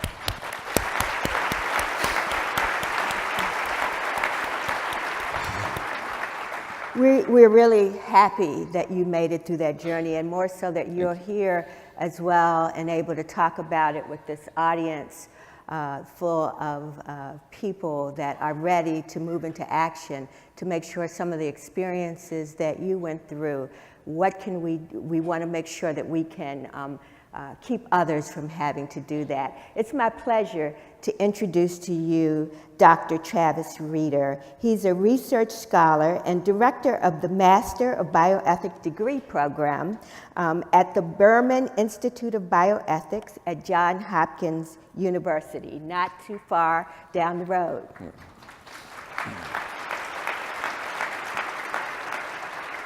And I am Jean Moody-Williams. I'm the acting consortia administrator for the Consortium for Quality Improvement and Survey and Certification Operations, as well as the Deputy Center Director, one of the Deputy Center Directors for the Center for Clinical Standards and Quality. I'll tell you more about that story later on during the week. But as we're here, we want to hear a little bit more about the work that you're doing, because this audience here has been doing a lot of work in opioid stewardship. And so could you talk to us a little bit about the important parts of stewardship?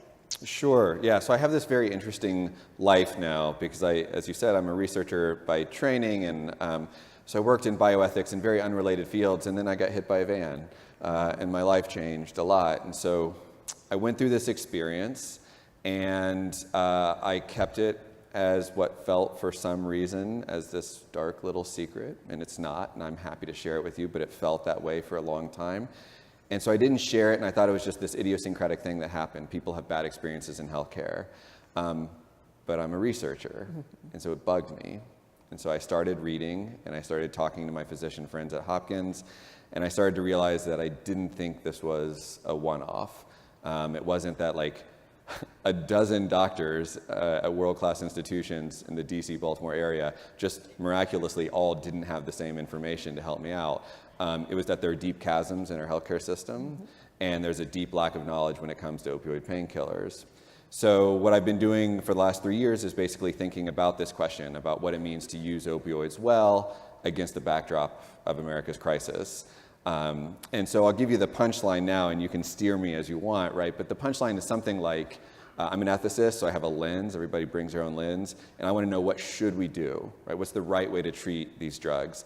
And conceptually and even historically, we have the tendency to see opioids either as like black magic, like dangerous and deadly and forbidden. It's heroin. Like heroin is just an opioid that we decided to outlaw, but it's an analgesic too. It was invented by Bayer, right? Or we see it as our salvation, as this thing to rescue patients in pain that we should just give out like candy. And of course, the truth is that it's somewhere in the messy middle. And so the kind of deceptively simple theme of all the thinking I've done is, how do you treat opioids with nuance? And I came at this sideways because my experience was in the middle, where nobody knew how to deal with the medication after prescribing. And I think this is one of the really low-hanging pieces of fruit for treating opioids with nuance. You not only have to have a DEA license, you can write a prescription for oxycodone, you have to have the ability and the knowledge to manage that medication over the long term and eventually get your patient off of it. Yeah. So you've mentioned nuance a couple times, and I know as a researcher you probably are a person of some means, but this is something that is, it goes across all socioeconomic boundaries and impacts a wide audience. Talk to us a little bit more about what you mean about nuance and how it really impacts just people from all areas and all walks of life. Sure, yeah. So one of the reactions we have to the deadly drug overdose crisis is, you know, dangerous drugs like opioids, let's just stop using them or use them less. But when, one, that rule is not nuanced, and that's going to be trouble because surgery hurts, and we use opioids well in response to major surgeries and things like that. It's not the only case. But also, individual patients are believed more and less depending on different factors, right? So ham-fisted rules don't capture this feature of our life that people don't do really well at hearing the individual in front of them as equal no matter what they look like or where they come from. So in my research I found, here's one of the things that's really striking about my experience. I have all this privilege. So it turns out because I'm a man, I had my testimony taken more seriously and still couldn't find help. Because I'm white, I had my testimony probably taken more seriously and still couldn't find help. I lived in a major city and was getting help at world-class hospitals and still couldn't find help, right? So one of the things we need to think about is not only how to address the crisis, but how to address it everywhere for everyone. And if rules would work at my institution at Johns Hopkins because we've got the Blaustein Pain Center full of brilliant people down the road, that's not good enough, because it also has to work in the small town in Indiana where I grew up, or in West Virginia, which is still being devastated by the opioid crisis. So, absolutely. Absolutely. So one of the things you've probably heard the word evidence-based mentioned a couple of times throughout this discussion, and these are a lot of quality improvement professionals in the audience who really look for the evidence. You're a researcher. What can you tell us from the evidence base? Oh, I love this question. Yeah, get to the numbers. So evidence is going to get us a lot. It turns out, and this is just mind-blowing, people in this room probably know, but we've been aggressively prescribing opioids for 2 decades. The uptick really started in the 90s. And we had no evidence base for this, like literally none. We had no long-term evidence base for the aggressive use of opioids for chronic pain, for moderate acute pain. And we're literally just now getting some of that evidence right now. Last year, last month, I'll bet there's a journal article that comes out today that shows us you only need 7 low-dose hydrocodone for procedure X, and we've been giving pills of 30 and 60 out. Why? Because 30 and 60 are round numbers, and because that's what somebody's head resident taught them when they were an intern. That's literally the reason that we've been doing things. So there are great institutions, like there's an institution called Michigan Open, the Opioid Prescribing Engagement Network, run by Chad Verma at the University of Michigan, just generating the evidence base we need. Here's what responsible prescribing looks like. It turns out that for gallbladder surgery, we used to prescribe, what were the numbers? I should have looked this up. We used to prescribe 250 morphine milligram equivalents for gallbladder surgery, and it turns out that patients take about 35. So you tell physicians that, you give them a short interdiction, they drop their prescribing to 75, still more than most people use, and there's no increase in refill requests. Like, that's data that we need for every single procedure, right? So all of that's coming up, and that's a really good start. So we need responsible and appropriate prescribing. What number do you write on the prescription pad? But then we need things like hearing from patients that there's no tapering service, right? I'm kind of personally attached to this one. You just get tossed around like a hot potato because no one sees it as their job. And we heard Administrator Verma talk about, you know, where physicians need to be compensated for their time. Here's a really good reason no one sees it as their job. Surgeons don't get paid for tapering their patients, and their time is worth a lot of money. So whose job is that? It's got to be somebody's, or this is going to happen to more people. Well, thank you for those comments. I mean, I think it's very profound. I mean, just in these few minutes, the things that you've brought to our attention. And I know, again, this is an audience full of action takers. If we could bring the house lights up a little bit, I want to have a discussion. We only have a few minutes left, and I know it's almost time for lunch, but this is a rich moment right here, and I don't want to lose it. That we can talk about as we go out into our various breakout sessions, as we do all the things that we're doing, how can we take this message that we've heard and turn it into action? And I know many of you have already been working on that, and you may have some questions for Travis as well. And so we have some microphones that are set up here, and I'm going to ask a few of you if you would come to the microphone to either share what it is you might be doing in about 30 seconds or so, or questions that you may have for Travis. He is accustomed to taking these kinds of questions, or challenges you might have for your peers that are here. So we're going to just take a few minutes, and okay, I can see over here. Hi, Brittany Bogan with the Great Lakes Partners for Patients, HIN, and the Michigan Health and Hospital Association. And just wanted to take a moment and thank you, Travis, for sharing your story. We heard you at the October All Partners meeting for the HINs, and we're so inspired. It really got us thinking across our 3-state HIN in Michigan, Illinois, and Wisconsin, 315 hospitals that we're working with on opioid stewardship. We're doing a lot in terms of alternatives to pain management, alternatives within the emergency department, lowering those prescribing numbers, working with our partners like MyOpen that you mentioned. But this is a whole new level of thinking, what can we do to better educate providers on tapering? And so we're doing a lot of brainstorming across our 3 states and welcome other HINs and other quality partners to work with us on sharing some of those tapering bullet points and evidence with other providers across the states. But thank you very much. Well, thank you for that. That's really cool. And I'm really glad the lights were off first, so I didn't see how many people were in here. I'd been way more nervous if I'd have known how many people were in here. Anybody else doing anything innovative or have any questions that you might? I don't know if you can see me here. I can't, but just speak up. Oh, there you go. I'm going to go first, okay, just because yeah. I've already spoken up. Hi, Paul Mulhausen here from Telegen. You have no idea how timely your presence is on the stage for me. I've been asked recently to spend time with primary care providers across a series of Medicaid networks to discuss with them this very issue that you've brought up, their lack of informative guidelines around opioid tapering. So timely presentation. My question to you is, what would you recommend as a best practice? Where would I look for the guidelines that you think fundamentally need to be disseminated, and how can I, as part of this innovation network, take what you know and spread it? I love that. Thank you for that. So really funny, the first professional article I wrote about my experience, I published in the journal Health Affairs, and the CDC tweeted at me afterwards when it was published, and the CDC Injury Prevention Center said, that's why we made our opioid tapering guide. And so there is this 4-page guide, and it's not even that complicated because it's mostly pictures. So there's this 4-page fact sheet for tapering opioids. The basic recommendations are like this. A good place to start if you don't know where is try a 10% dose reduction per week.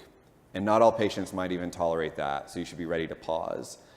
But you never go back on the previous dose. Remember my advice for my doctors?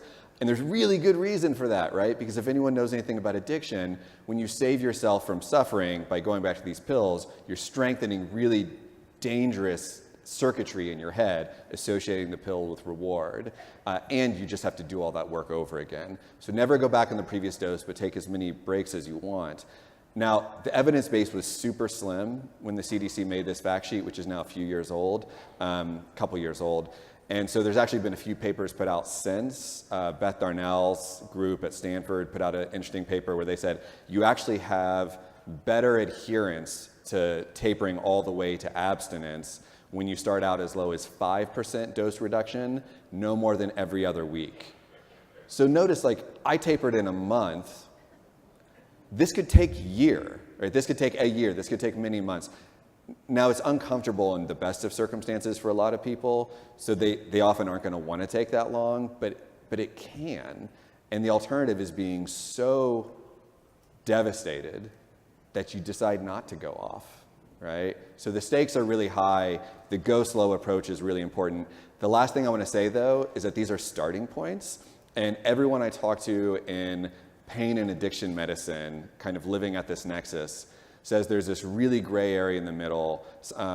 One group of researchers called it chronic persistent dependence, where you don't exhibit the behavioral symptoms of addiction, but you're so deeply dependent on the medication that a direct taper may not be possible for you. And a lot of those patients actually do well going to someone with addiction medicine training who can use things like buprenorphine to do a really long-term slow taper. This area is really tough and really messy, and there has to be well-articulated handoffs between people who can do the fact sheet version and the genuine experts who can deal with a patient who's going to have real struggles. Handoffs and conferencing and working together so that the patient doesn't fall through the cracks in between. But thank you for that question. You.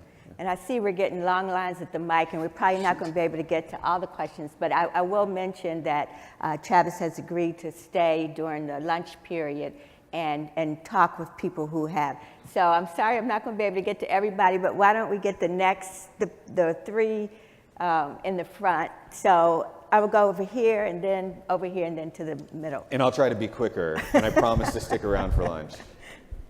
Good afternoon, and thank you very much for your participation and your work with us. My name is Fred Butler from Impact International, and I want to just say thank you to CMS for engaging the patients. We support the Strategic Innovation Exchange as a part of the overall network work. My question to you is, how can we collaborate with you better to spread the work of patients, to accelerate the work that CMS is doing, and to ensure that the work moving forward, whether it's in the 12 statement of work or work outside of CMS, is really taking your message to heart? Oh, that's a really good question. I'm going to say only one thing, and I'll probably think about 9 others later, but I came into high demand when I went public with my story, and I've got what's like almost a cynical read on that, which is I'm taken more seriously because I have a PhD after my name. And there are thousands of people across the country who are patients who ought to be heard. And so, yeah. So I'm personally very dedicated to doing this work, and it's what my research is on, and I publish on this, and I'm going to spend the rest of my career, as long as it's needed, doing this work. But there are thousands of people who can step in and do it too. And so I say the big thing is just engage the patients that you can find, the patients who want to speak, even if they don't have degrees after their name. Yeah. Thank you. We look forward to partnering with you. Thanks. So we'll take this one, and then this one, and then the rest of you, I'm sorry, if you could come up afterward, that would be great. Thank you. All right, thank you. Hopefully you can hear me. Sure. Thanks, Travis, for sharing your story. My name is Amanda Ryan. I'm a pharmacist from the Adam Alliance, Quinn, and we actually just held an event last week attended by 370 healthcare professionals on new evidence-based guidelines for tapering, so taking the CDC guidelines plus the new evidence-based that you're mentioning, and you were actually partly responsible and inspiration for that, so thank you so much. But would love to know how else we can go about educating larger numbers of healthcare professionals besides what we're already doing. Well, I'm really touched by that. Thank you. Please send me whatever information you have, if you don't mind. So one thing that I would really love is I would love there to be a groundswell of loud voices encouraging clinical organizations, hospitals, especially teaching hospitals, to teach young clinicians, teach young nurses, teach young physicians. I have said yes to, I think, every single invitation I've been issued to grand rounds and to teaching at medical schools and to teaching in nursing schools. But you know, you're doing this tens and hundreds at a time. You know, there was a study out of Johns Hopkins that showed the average number of hours spent on pain education in US medical schools is 7. And in Canada, which doesn't do a whole lot better, the average number of hours on pain medicine for veterinarians is 81. So there's a gap here, right? Let's just notice that. So I'd love to hear a lot of clamoring for more education. Yeah, thanks. So thank you for being here, Travis. I'm Nancy Brackerman from New Mexico. I speak from the patient perspective from the panel that invited me to be here today. But beyond that, from personal experience, when I had some heavy dental work 3 or 4 years ago, the doctor prescribed 7 pills times 3 a day, so that was 21. When I got to the pharmacy, I said, I really don't think I'm going to need all these based on some prior experience.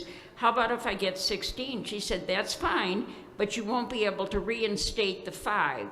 I ended up with needing 13, so then, okay, where will I dispose of the other 3 or whatever? But if there could be a 2-stage system on meds like this, allowing for individual differences, that I could go back for the 3 or the 5 additional if it was the 2-layer prescription to get more without having to drive an hour to the doctor's office, pay another copay for the doctor visit and that kind of thing.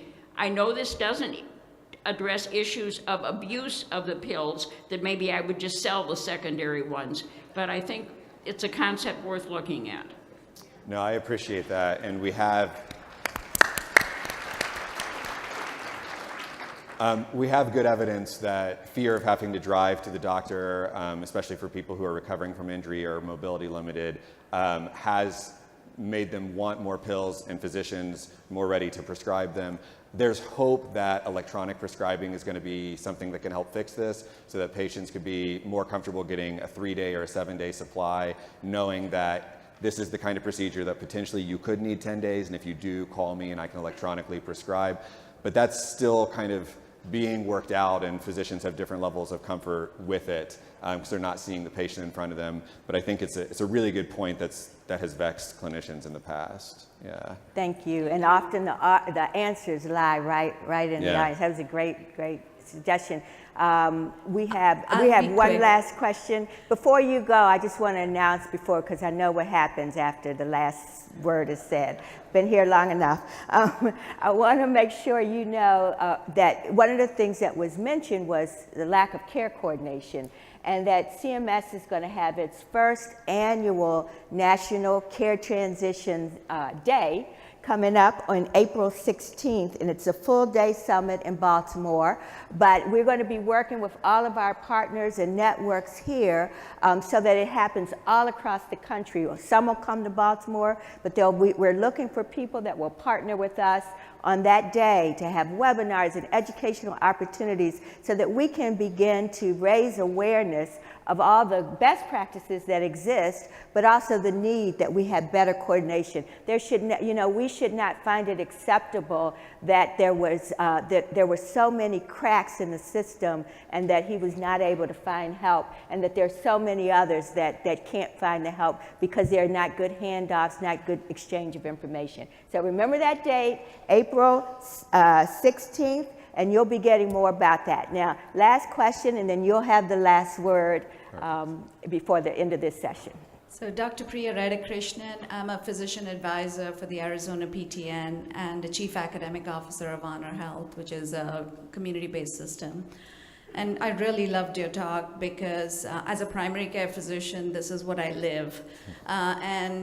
We went from pain is the 5th vital sign to being demonized if you actually treat pain adequately and appropriately with follow-ups. And so just a suggestion, we'd heard really wonderful initiatives about really redesigning primary care. This is something which is really important, within the curriculum. Pain is something that patients are going to continue to really experience, and really educating us. We did a very small pilot with the ACP-SAN in Arizona, our PTN, and we collaborated to have an opioid CME. Arizona is one of the states that actually has an opioid act, which lists all of the things that were talked about. And I think we really have to think a long time about how do we link medical education along with some of these policy initiatives to really reimagine primary care. So thank you for your talk. I really appreciated it. Well, thank you very much. I don't feel like I need to say a whole lot in response, but I really appreciate all the work that you're doing as well. And I appreciate you all for sticking around even though it's your lunchtime. So happy to chat afterwards. Well, again, thank you. This is not easy to do this, so thank you. Thank you so much. You got it. Anytime.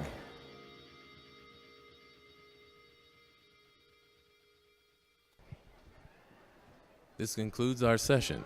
Please remember to visit the food trucks located on Utah Street. And please exit the room as quickly as possible so that our staff can turn the room. Thank you.